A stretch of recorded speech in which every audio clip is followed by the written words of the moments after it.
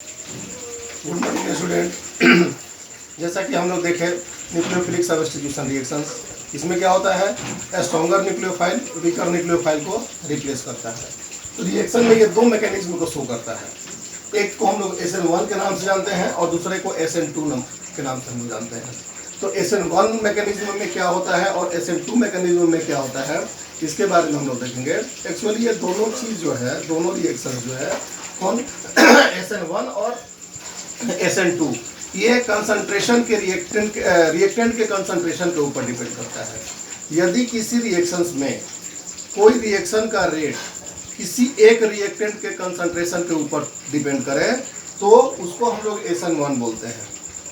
फिर से बोल रहे हैं, यदि कोई केमिकल रिएक्शन का रेट रिएक्टेंट के एक कंसंट्रेशन के ऊपर डिपेंड करे उसको हम लोग SN1 रिएक्शन के नाम से जानते हैं। और जब rate of reactions depend upon both reactant, both concentration of reactant, यानी कि दोनों के कंसंट्रेशन के ऊपर में जब डिपेंड करेगा कोई रिएक्शन, उसको हम लोग SN2 न्यूक्लियोफिलिक सब्स्टिट्यूशन रिएक्शंस बोलेंगे। जैसा कि देख लो इसमें this reactions has been found proceeds by the two different mechanism. First mechanism में क्या होता है, SN1 रिएक्शन। इस रिएक्शंस में अब देखो क्या होगा, जैसे कोई भी न्यूक्लियोफाइल है, एक न्यूक्लियोफाइल जो स्ट्रॉन्गर होगा, substituted reactions in which the rate of reactions, ध्यान दो यहाँ पर रेट ऑफ रिएक्शंस। रेट का मतलब क्या हो रहा है कि उस समय, रेट का मतलब क्या होता है, किसी रिएक्शंस में जो भी रिएक्शंस हो रहा है उसमें टाइम का हम लोग डिवाइड कर देते हैं तो मेरा रेट ऑफ रिएक्शंस निकल जाता है। ये रेट ऑफ रिएक्शंस हम लोग को केमिकल काइनेटिक्स में डिटेल्स में पढ़ना है, ठीक है। समय से हम लोग टाइम से हम लोग डिवाइड कर दें। डिपेंड अपॉन, किसके ऊपर में डिपेंड कर रहा है, डिपेंड अपॉन ओनली वन, यहाँ पर मेंशन है ओनली वन रिएक्टेंट। इसका मतलब सिर्फ एक कंसंट्रेशन के रिएक्टेंट के एक रिएक्शन में रिएक्टेंट के एक कंसंट्रेशन के ऊपर डिपेंड करेगा तो वो हमारा कहलाएगा SN1 reactions. It take place in two step, ये दो स्टेप में होता है। तो दो स्टेप में किस तरह से होता है, इसका स्टेप 1 में देखेंगे और इसका स्टेप 2 में देखेंगे। तो स्टेप 1 में क्या है और स्टेप 2 में क्या है, इसके बारे में हम लोग समझेंगे अभी। और देखो ये किसको रिप्रेजेंट करता है, first order kinetics, first order reactions. ये पूरा का पूरा हम लोग को चैप्टर केमिकल काइनेटिक्स में पढ़ना है। केमिकल काइनेटिक्स जब हम लोग पढ़ेंगे, केमिकल काइनेटिक्स यूनिट 4 होगा अभी, है ना, उसमें हम लोग डिटेल्स में पढ़ेंगे, ठीक है। अब देखो स्टेप 1 में क्या होगा, ये जैसे मान लो कि हमारा एल्काइल हैलाइड हो गया, यदि ये रिएक्शन में पार्टिसिपेट कर रहा है एल्काइल हैलाइड। अब देखो तो यहाँ पर हमारा पॉजिटिव चार्ज और यहाँ पर नेगेटिव, सॉरी यहाँ पर नेगेटिव चार्ज और यहाँ पर पॉजिटिव चार्ज। तो इसमें क्या होगा, पहले स्टेप में ये जो नेगेटिव चार्ज है ये रिप्लेस होगा। पहले स्टेप में क्या होगा, ये बॉन्ड टूटेगा और ये बॉन्ड टूटने के बाद ये कार्बोकेटायन आयन बनेंगे और हैलाइड आयन बनेंगे और ये रिएक्शन स्लो रिएक्शन होता है। इस स्टेप में क्या होगा हमारा, देखो जैसे R प्लस बन गया, R प्लस को हम लोग क्या बोलते हैं, कार्बोकेटायन आयन, और सेकंड नंबर हैलाइड आयन बन गया हमारा। ये दोनों अलग हो गए पहले, अभी ये अलग हो गए, ये मेरा एक स्टेप हो गया। और अगले स्टेप में क्या होगा, अब ये कार्बोकेटायन के साथ, ये देखो कार्बोकेटायन के साथ यदि हम लोग जो रिएक्टेंट में जो रिएक्शंस में जो न्यूक्लियोफाइल यूज कर रहे हैं वो आकर के इसके साथ जुड़ जाएगा, यहाँ पर पॉजिटिव चार्ज और यहाँ पर नेगेटिव चार्ज, और ये रिएक्शन फास्ट रिएक्शन होगा और ये हमारा क्या बन जाएगा, एल्काइल न्यूक्लियोफाइल। एल्काइल न्यूक्लियोफाइल का मतलब जो भी हमारा यहाँ पर एल्काइल ग्रुप होगा वो, और यहाँ पर जो भी हमारा न्यूक्लियोफाइल होगा वो। तो हम लोग क्या देख रहे हैं, पहले स्टेप में क्या हो रहा है, हेलोजन रिप्लेस हो रहा है और दूसरे स्टेप में क्या हो रहा है, न्यूक्लियोफाइल ऐड हो रहा है। तो ये दो स्टेप में हमारा पूरा कंप्लीट रिएक्शन हो रहा है। ध्यान देना, SN1 रिएक्शन 2 स्टेप में होता है। एक हैलाइड ग्रुप बाहर निकलता है तब वहां पर जाकर के कोई न्यूक्लियोफाइल जाकर के सब्स्टिट्यूट होता है। तो ऐसे रिएक्शंस को हम लोग बोलेंगे SN1 रिएक्शन। और SN2 मैकेनिज्म में एक ही स्टेप में होगा। किस तरह से स्टेप में होगा उसका जब रिएक्शंस आगे लिखेंगे तब हम उसको एक्सप्लेन करेंगे। इसमें देखो ऑर्डर ऑफ रिएक्टिविटी ये चीज ध्यान देने वाली बात है। ऑर्डर ऑफ रिएक्टिविटी, इसमें क्या है, rate of reaction directly proportional to concentration of Rx। इसका मतलब इस एल्काइल हैलाइड का कंसंट्रेशन जितना ही ज्यादा होगा, रेट ऑफ रिएक्शन उतना ही ज्यादा होगा। ये एक रिलेशन है।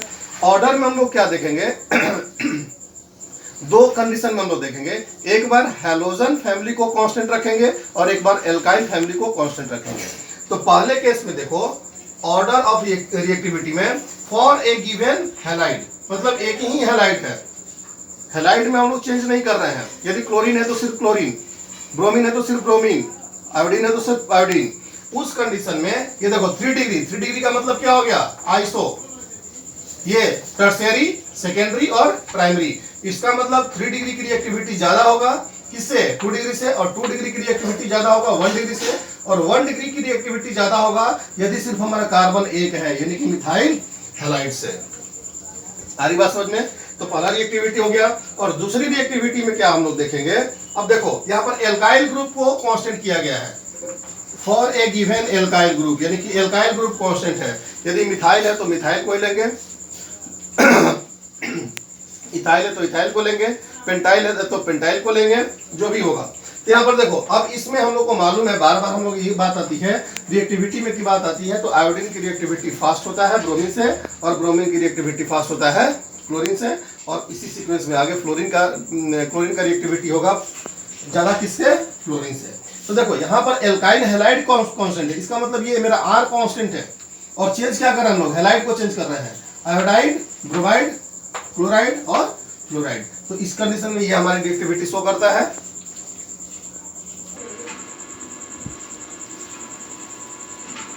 अभी हम लोग SN2 रिएक्शंस के बारे में समझेंगे। जैसा कि हम लोग बताया अभी कि SN2 रिएक्शंस में रिएक्टेंट, दोनों रिएक्टेंट के कंसंट्रेशन के ऊपर डिपेंड करता है। यहाँ पर देखो मेंशन किया गया है, rate of reactions directly proportional to, एक का कंसंट्रेशन हो गया कौन, ये हैलाइड का, और एक हो गया हमारा न्यूक्लियोफाइल का, दोनों के प्रोडक्ट का जो भी होगा उससे के डायरेक्टली प्रोपोर्शनल होगा। यहाँ पर यही पर बात मेंशन किया गया है, the rate of such reactions depends upon the concentration of alkyl halide as well as, term देखो, एज वेल एज न्यूक्लियोफाइल। आरी बात समझ में? इसको हम लोग सेकेंड ऑर्डर रिएक्शंस के नाम से भी हम लोग जानते हैं। सेकेंड ऑर्डर रिएक्शंस ये हम लोग को डिटेल्स में पढ़ना है केमिकल काइनेटिक्स चैप्टर में, उसमें था फर्स्ट ऑर्डर रिएक्शंस, इसमें है second order reactions. Rate of reactions के बेस पर रिएक्शंस 3 तरह के होते हैं, एक जीरो ऑर्डर, एक फर्स्ट ऑर्डर और एक सेकेंड ऑर्डर। ठीक है, तो इनका डिटेल्स हम लोग केमिकल काइनेटिक्स जब पढ़ेंगे उसमें समझाएंगे तुम लोग को। ये चीज समझ में आ गया? अब देखो इसमें क्या होता है, इसमें एक कार्बन का एक ट्रांजिशन स्टेट आता है। ट्रांजिशन स्टेट का मतलब, इसमें देखो जैसे ये हो गया हमारा एल्काइल हैलाइड, ठीक है, ये मिथाइल ब्रोमाइड है, और ये हो गया OH, एक न्यूक्लियोफाइल। ये क्या हो गया हमारा, एक न्यूक्लियोफाइल। इसमें पहले वाले केस में था कि एक हट रहा था तब वहां पर न्यूक्लियोफाइल जाकर जुड़ रहा था, लेकिन इस केस में क्या होगा, ये न्यूक्लियोफाइल कार्बन के साथ जाके अटैच होगा। अभी भी ये ब्रोमीन निकला हुआ नहीं है, कार्बन के साथ ये अटैच हो रहा है। आधी बात समझ में? अब ये अटैच होगा तो कुछ इंटरमीडिएट स्टेट ऐसा तैयार होगा। इसमें क्या हम लोग देख रहे हैं कि कार्बन के साथ हाइड्रोजन भी है और OH भी है और ब्रोमीन भी है। यहाँ पर कार्बन का 5 बॉन्ड शो हो रहा है, लेकिन ये किस कंडीशन में ही है, अनस्टेबल कंडीशन में है। यहाँ पर आयन का फॉर्मेशन नहीं होगा। पिछले वाले केस में आयन का फॉर्मेशन हो रहा था, ठीक है, कार्बोकेटायन और हैलाइड आयन, लेकिन इसमें आयन का फॉर्मेशन नहीं होगा। और यहाँ पर अभी देखो इसके बाद अच्छा ये रिएक्शन शुरू होगा, और फास्ट रिएक्शन कैसा हो जाएगा, ये देखो, ये हाइड्रोजन का लोकेशन चेंज हो जाएगा, H ये H और इसके साथ OH आकर के जुट जाएगा, और प्लस हैलोजन आयन बाहर होगा। आ रही बात समझ में? तो पहले स्टेप में इसमें ये सिंगल स्टेप में रिएक्शन हो रहा है, यानी कि ये यहाँ पर अटैच हो रहा है, ये फास्ट रिएक्शंस है। और फिर बाद में चूंकि ये दोनों ये आपस में, और ये भी ध्यान देना है कि OH और ब्रोमीन दोनों एक दूसरे के अपोजिट में होंगे, क्योंकि ये भी निगेटिव चार्ज को रिप्रेजेंट करता है और ये भी निगेटिव चार्ज। निगेटिव में क्या होगा, रिपल्सन, मैक्सिमम डिस्टेंस को मेंटेन करते हुए अपनी स्टेबिलिटी को मेंटेन करेंगे। आ रही बात समझ में? तो ये अनस्टेबल कंपाउंड है, और इसी स्टेट को हम लोग ट्रांजिशन स्टेट के नाम से जानते हैं।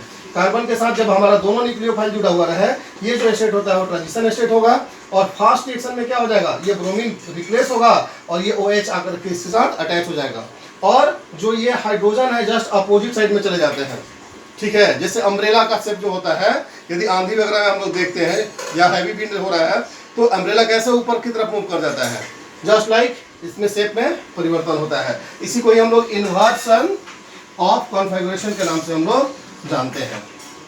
क्लियर है? और इसमें ऑर्डर ऑफ रिएक्टिविटी में जस्ट फर्स्ट ऑर्डर के इन्वर्स हो जाता है। उसमें हम लोग 3 डिग्री 2 डिग्री और 1 डिग्री इसके बाद मिथाइल का देखे थे, इसमें जस्ट उल्टा हो जाएगा। इसमें मिथाइल हैलाइड का सबसे ज्यादा होगा, उसके बाद 1 डिग्री, उसके बाद 2 डिग्री और उसके बाद 3 डिग्री का रिएक्टिविटी होगा। और हैलोजन के केस में हमारा एल्काइल हैलाइड का तो कॉमन रहेगा, एल्काइल आयोडाइड का ज़्यादा होगा सबसे, उसके बाद ब्रोमाइड का, उसके बाद क्लोराइड का, उसके बाद फ्लोराइड का। आदि बात समझ में। तो यहाँ पर हम लोग न्यूक्लियोफिलिक रिएक्शंस के मैकेनिज्म को समझे। ये 2 तरह का होता है, पहला हो गया SN1 रिएक्शंस और दूसरा हो गया SN2 रिएक्शंस। आदि बात समझ में। इसके साथ हम लोग अगले वीडियो में कुछ और बातें जानेंगे। तब तक के लिए धन्यवाद।